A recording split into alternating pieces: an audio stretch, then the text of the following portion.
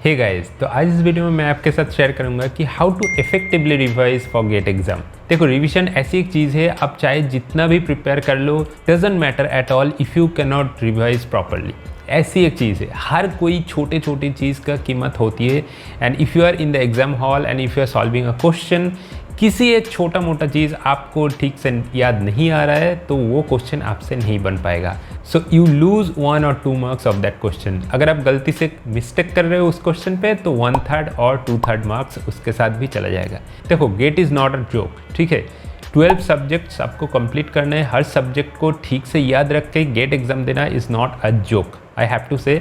और आपको सिर्फ 100 मार्क्स का एग्जाम होगा। All the students are fighting just for 1 marks, 1 simple marks, even 0.5 marks. आपको अगर 0.5 मार्क्स भी कम है तो आपका रैंक 50 या फिर 100 भी नीचे गिर सकते, ऊपर भी उठ सकते इफ़ यू गेट 0.5 मार्क्स। तो अगर आपको बेस्ट परफॉर्मेंस चाहिए तो आपको ऐसे टारगेट करना है कि मेरे को जितना ज़्यादा हो सके उतना मार्क्स मेरे को मिल जाए।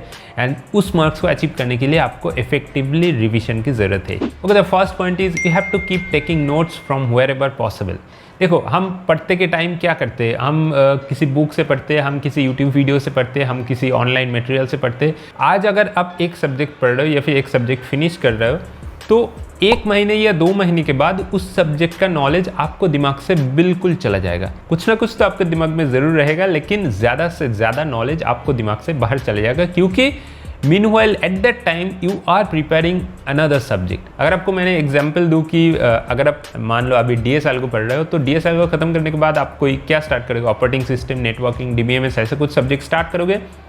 उस सब्जेक्ट को खत्म करने के बाद आप देखोगे DSL का बहुत सारे कॉन्सेप्ट आपको दिमाग से चला गया। This is what happens when you keep studying all the subjects simultaneously. 12 subjects आपको फिनिश करने एंड सारे सब्जेक्ट्स आपको on top of your brain में रखने के लिए कुछ ना कुछ ऐसी चीज़ चाहिए जो हमेशा के लिए आपको दिमाग में रहे, and that is the revision. तो अब जहाँ से भी पढ़ रहे हो, चाहे वो बुक हो, चाहे वो यूट्यूब हो, और चाहे वो कोई ऑनलाइन मटेरियल हो, you should keep taking notes. अगर आप कोई वीडियो देख रहे हो, वीडियो का लेंथ बहुत बड़ा है तो आपको पूरा चीज़ नोट डाउन करने की ज़रूरत नहीं है। आप अपनी भाषा में कुछ ना कुछ ऐसी चीज़ नोट डाउन करो जो आपको बाद में समझ में आएगा। अगर आप एक बुक पढ़ रहे हो तो बुक में हर कोई चीज़ आपको नोट डाउन करने की ज़रूरत नहीं। जो इंपॉर्टेंट पॉइंट्स है, जो फॉर्मूला है, जो डायग्राम है, वो आपको नोट डाउन कर लो। ऐसे ही आपको नोट लेना है कि बाद में आप जब ये चीज़ देखोगे तो आपको माइंड में पूरा क्लियर पिक्चर आ जाए कि क्या आपने पढ़ा था, एंड उस चीज़ का पूरा कॉन्सेप्ट आपको माइंड में एकदम बिल्कुल से आ जाएगा।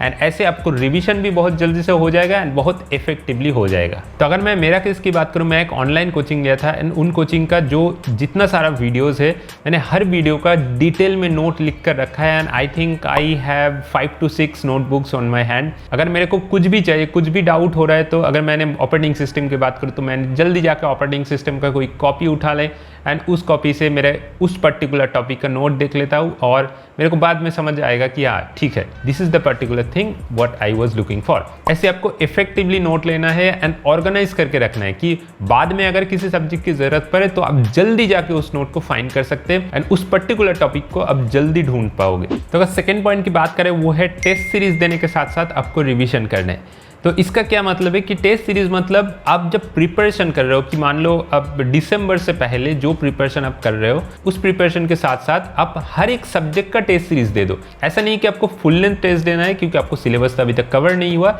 लेकिन जो सब्जेक्ट कवर हुआ है उस सब्जेक्ट का करस्पॉन्डिंग टेस्ट आपको देना है। मान लो अभी स्टार्टिंग ऑफ जून, तो आप सेट कर लो कि जून एंड में मैं इस सब्जेक्ट को कंप्लीट करूंगा एंड इस सब्जेक्ट का टेस्ट भी दूंगा। तो उस सब्जेक्ट को प्रिपरेशन के दौरान उस सब्जेक्ट आपके लिए बहुत अच्छे से रिवाइज भी हो जाएगा। And also one good thing about this method कि आपको टेस्ट देने के बाद पता चल जाएगा कि किस किस जगह पे आपका डिफिकल्टीज है, कहाँ पे आप मिस्टेक ज़्यादा करते हो, कहाँ पे आपका कॉन्सेप्ट ठीक से क्लियर नहीं है, कहाँ से आपको बहुत सारे सिली मिस्टेक्स होता है।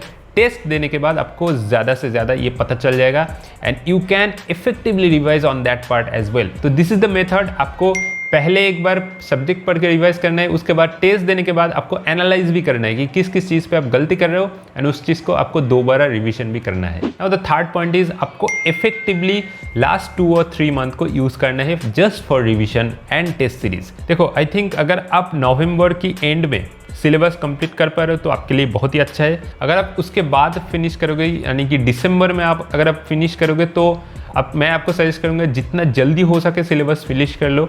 मैं आपको रिकमेंड करूंगा at least you should have 2 months for your revision and test series.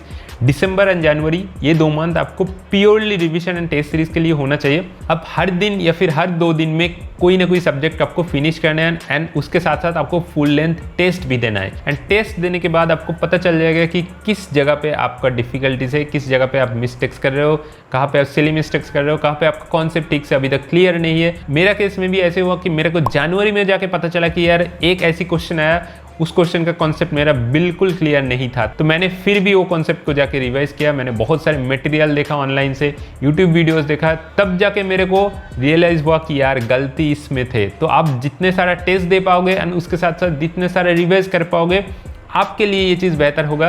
हो सकता है ऐसी सिचुएशन है कि आपको सिलेबस कंप्लीट है, आपको टेस्ट सीरीज में भी अच्छे मार्क्स आ रहे हैं, तो इसका मतलब है आपका प्रिपरेशन बहुत अच्छा है। लेकिन नहीं, जितना प्रीवियस ईयर क्वेश्चन प्रैक्टिस करोगे उतना आपको एक एक चीज़ कॉन्सेप्ट को क्लियर होने लग गए। एंड ऐसी सिचुएशन आपके लिए आ सकते हैं कि कोई कॉन्सेप्ट आपके लिए बिल्कुल क्लियर भी नहीं है अभी तक। तो मैंने जो पहली मेथड बताया कि आपको प्रॉपर्ली नोट डाउन करना है हर कोई चीज़, ये चीज़ आप कम आएगा कि अगर आप मान लो कि जनवरी में आप कोई जगह पे मिस्टेक्स कर रहे हो, जनवरी पे आप देख रहे हो कि आपको कोई कॉन्सेप्ट ठीक से क्लियर नहीं है, तो आप ऐसे मतलब बहुत जल्दी से कुछ नहीं कर पाओगे अगर आपको ठीक से प्रॉपर्ली नोट नहीं है। तो नोट डाउन करना हर एक सब्जेक्ट का, हर एक चैप्टर का बहुत ही इंपॉर्टेंट टास्क है।